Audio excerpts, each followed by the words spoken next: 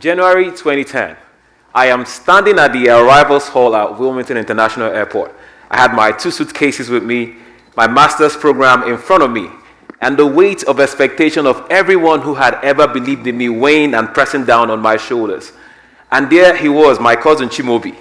I had never met him in person before, but several years ago, a couple of years ago, at my graduation, his mother, my mom's cousin, Auntie Kem Jirumafo, she saw me and pulled me to the side and asked me, "Young man, what are you trying to do next?" I told her I want to study in America. And she said, "Well, there is someone I need you to meet." That conversation led to a phone call. That phone call led to an application. That application led to an admission letter. And that admission letter led to me standing there at the arrivals hall at Wilmington International Airport with my cousin Chimaobi walking down, holding the sign with my name on it. A meeting that I did not know about 2 years ago led me to this point. You see, what happened at that moment was not coincidence. It was not luck. It was a form of capital that nobody talks about. It is as important as education and money itself. I call it belonging capital. You see, success is never built just by hard work alone. It's not built by credentials alone. It's built by knowing the right people, having them mention your name in rooms that you are not in. And over the next few minutes, I want to tell you about belonging capital and what it means. But before I tell you what belonging capital has done for me here in America, I want to take you back to my home, my village, Ogwa, a village in southeastern Nigeria, a place where we would go back home during Christmas and Easter with my extended family. There were kids playing across the hall everywhere. There was food being prepared in multiple kitchens at the same time. One thing I never experienced growing up was the idea that anyone or any child would go hungry. In fact, if you did not like what your mother prepared, you would walk on to the next auntie's house and they will give you a plate, no questions asked. In my language, we have a saying, "Ofonya ne wolo," and that just means one person does not build a house. This is something, not just a saying for me, it was infrastructure. And one person that embodied this in my family is a man that we call Dereji.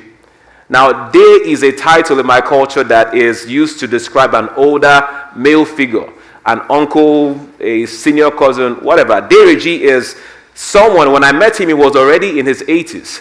He had retired, he was living in the village, and so would see him during Christmas and during Easter. And he would sit with us, he would tell us stories, he would sing songs. There's a particular song, a school children's song that he liked that he would sing for us. "It is but time, our teacher, let us go home, come back tomorrow, because why? We are feeling hungry. Our teacher, please let us go." This is a song about a child asking to go home because they were hungry. And here was a man who has spent his entire life making sure that nobody around him ever went hungry or had to beg to go home. In fact, when my father was a little boy, his parents could no longer afford to pay his school fees. One day I called my mom to ask him about Dereji, and she said Dereji was a kind man. Not powerful, not influential, a kind man. When my father's parents could no longer pay his school fees, it was Dereji who stepped up and paid his school fees through secondary school. And then when he was about to do his national service several years later, he was posted to Lagos, my father, and it was the same Dereji who helped him get placement at the Nigerian Railway Corporation. He helped him get placement. The placement came with a 1-bedroom apartment. But my mother was pregnant, and so the 1-bedroom would not suffice. Where he used his influence to secure them a 2-bedroom apartment. Not just get a 2-bedroom, but also furnish that 2-bedroom apartment for them, so that my grandmother could come and help raise this new baby that was coming. That child was me. I was born in that apartment exactly 40 years ago today. Today is my birthday. And so before I ever took my first breath, somebody had opened a door for me. And it was not just Dereji, there was also Diwala. Diwala was the one that paid my father's tuition when he was in the university. And he did the same. He mentored my father into a career in law. He did the same, uncle after uncle after uncle. What Dereji and Diwala did was less of charity and more of a system, a framework. It was something that echoes in jobs, in benefits, in pensions, decades after they had done it.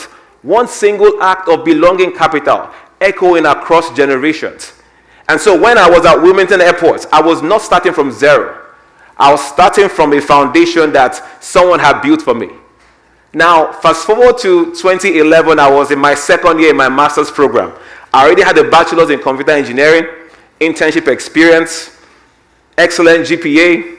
I was very qualified, and so I started to apply for jobs. I even went to Pennsylvania for a conference, for a major engineering conference. I went to talk to several organizations. I went booth to booth, and on the first day, I was able to secure multiple interviews. Well, I had one particular interview with a major financial corporation. It was myself, two gentlemen. The interview was going well. The questions were flowing. I was killing it. And then abruptly, somebody walked into the interview and whispered something to my interviewers. One of them looked at me and said, "Nnamdi, we're sorry. We should have asked this question at the beginning. But this position is only open for United States citizens." My interview ended. I walked away from that interview feeling something I had never felt before. Helplessness. Not because I was not good enough. I was more than good enough. But I was faced with a wall that I could not climb no matter how hard I worked. I needed something. I needed access. I needed someone to speak my name in rooms that I could not get into. I needed belonging capital. One day, my younger brother, also named Chimobi, called me and said, "Hey, I have a friend I need you to meet. He's passing through Wilmington for the weekend. I need him to stay at your place." That weekend changed everything. Patrick arrived and he was on call that week. He sat at my kitchen and he worked from there. He would make phone calls on his iPad and then move over to his computer and then do some work and then would have conversations.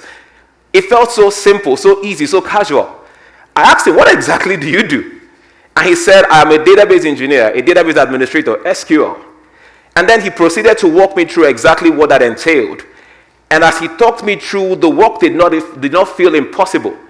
And something shifted for me that weekend. Several months later, I had completed my master's program. I moved to Atlanta, into Patrick's house. I signed up for an SQL bootcamp. I was locked in because I was in a time constraint. And Patrick took on a role where he became a mentor for me, but he did not just teach me like a teacher would. He taught me like a peer. He introduced me to his networks, opened doors for me I did not know existed. And when I knew I was ready was when his colleagues, other professionals, other IT professionals from the African community would come by. I stopped being somebody who was asking for clarity and help, and I became somebody answering their questions and giving help. At that moment, the switch had flipped. A few months later, I landed my first job, database administrator, SQL. You see, the person who got that job wasn't because I was more intelligent or smarter than the person who had that experience at the interview with the financial institution. Something was different. Now I had access.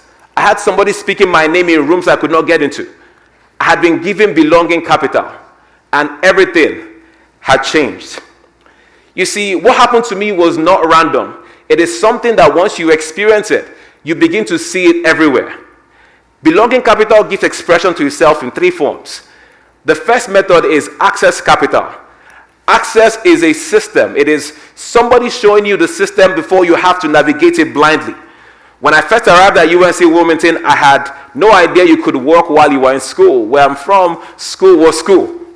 And so the concept of work study and graduate assistantship, I did not know. It was my cousin Chimobi who sat with me in those first few weeks and told me, these are the organizations that hire and this is what you need to do. That conversation led to me getting a GA position with the university housing.